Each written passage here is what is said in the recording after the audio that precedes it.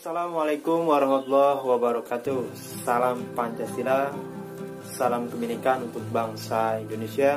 Semangat pagi semuanya. Semoga kita dalam keadaan sehat walafiat. Amin. Nah, materi pembelajaran hari ini kita akan membahas tentang kasus pelanggaran hak asasi manusia. Sebelum kita membahas materi lebih lanjut, silahkan kalian tonton dan simak video ini.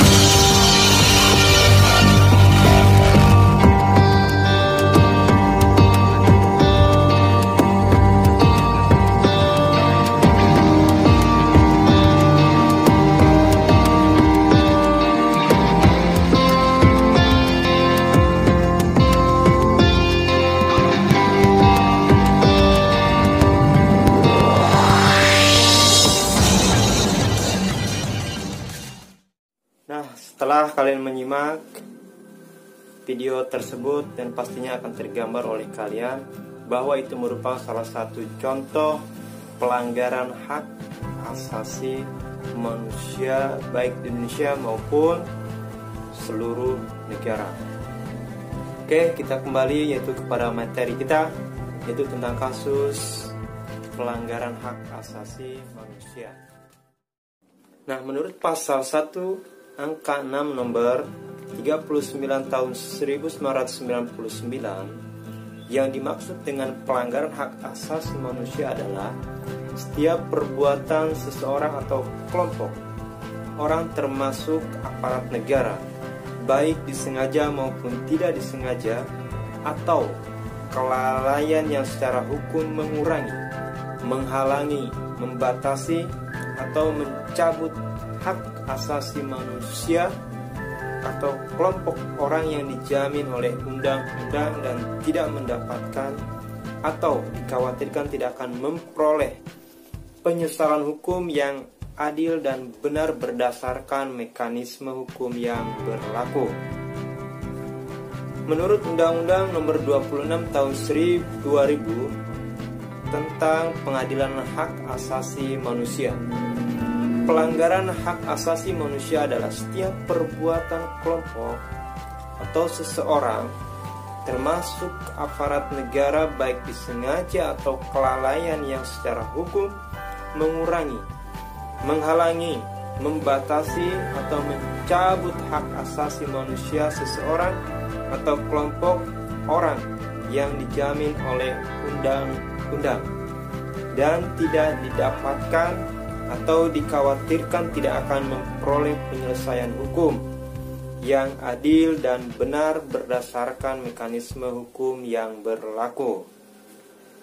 Nah, adapun penyebab pelanggaran hak asasi manusia, nah ini banyak sekali faktor penyebab terjadinya pelanggaran hak asasi manusia.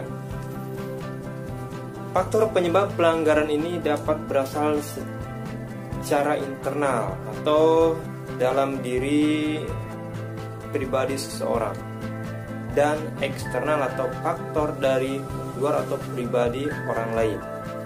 Nah, guna menghindari faktor penyebab tersebut, alangkah baiknya kita mengetahui agar menjadi pribadi yang lebih baik, bijak, dan tidak merugikan orang lain. Oke, faktor internal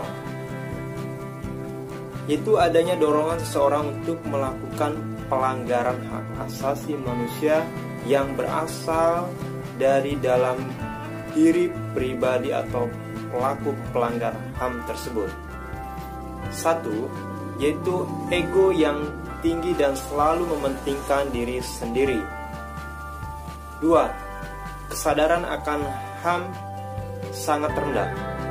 3. Kurangnya sikap toleransi terhadap orang lain.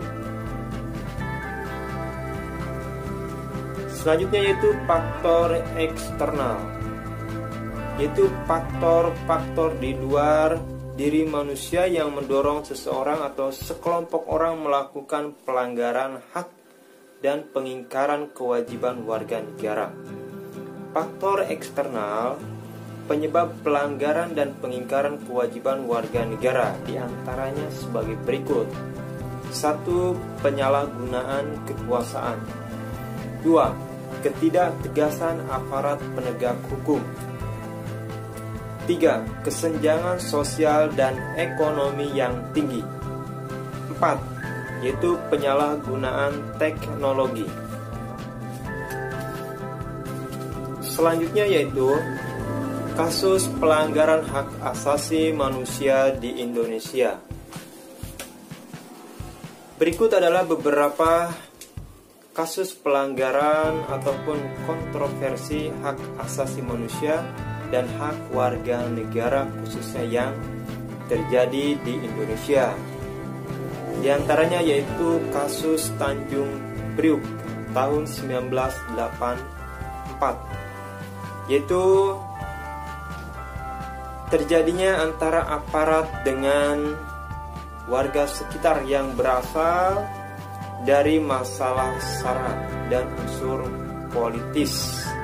Peristiwa ini diduga terjadi pelanggaran HAM di mana terdapat ratusan korban meninggal dunia akibat kekerasan dan penembakan. Selanjutnya yaitu kasus terbunuhnya Marsina, yaitu seorang pekerja wanita PT Catur Putra Surya Porong, Jawa Timur tahun 1994.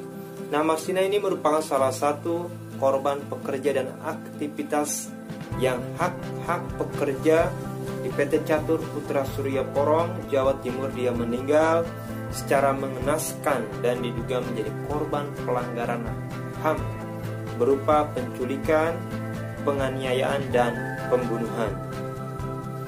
Selanjutnya kasus terbunuhnya wartawan Udin dari Harian Umum Bernas, yaitu tahun 1996. Nah, wartawan Udin ini adalah seorang wartawan dari Harian Bernas yang diduga diculik juga dan dianiaya oleh orang yang tidak dikenal. Akhirnya ditemukan tewas mengenaskan. Selanjutnya yaitu peristiwa Aceh 1990, yaitu terjadi banyak korban baik dari pihak aparat maupun penduduk sipil yang tidak berdosa. Nah, peristiwa Aceh ini diduga dan dipicu oleh unsur politik di mana terdapat pihak-pihak tertentu yang menginginkan Aceh itu merdeka. Selanjutnya yaitu peristiwa penculikan para aktivis politik tahun 1998. Nah, peristiwa ini itu hilangnya secara paksa atau terjadinya penculikan terhadap para aktivis yang menurut catatan itu ada 21 orang, 1 orang meninggal dan 9 orang dilepaskan dan 13 orang lainnya masih dalam pencarian. Selanjutnya itu peristiwa Trisakti 1998. Nah, peristiwa ini itu terjadinya peristiwa penembakan pada 12 Mei 1998 terhadap mahasiswa pada saat demonstrasi menuntut Soeharto turun dari jabatannya. Nah, kejadian ini menewaskan 4 mahasiswa Universitas Trisakti di Jakarta serta puluhan lainnya yaitu luka. Tragedi ini jelas merupakan pelanggaran akan hak asasi manusia dan hak warga negara.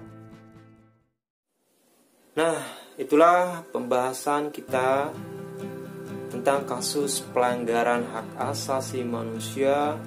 Nah, Itulah tadi contoh-contoh mengenai pelanggaran terhadap hak asasi manusia. Dan selain itu juga masih banyak. Silahkan kalian bisa menonton dari berbagai televisi atau video-video lainnya. Nah, karena masih banyak kasus-kasus terhadap pelanggaran hak asasi manusia. Nah, apa yang disampaikan semoga dapat bermanfaat, bisa dipahami oleh kalian, dan bisa diimplementasikan dalam kehidupan kita sehari-hari. Mungkin itu saja. Assalamualaikum warahmatullahi wabarakatuh.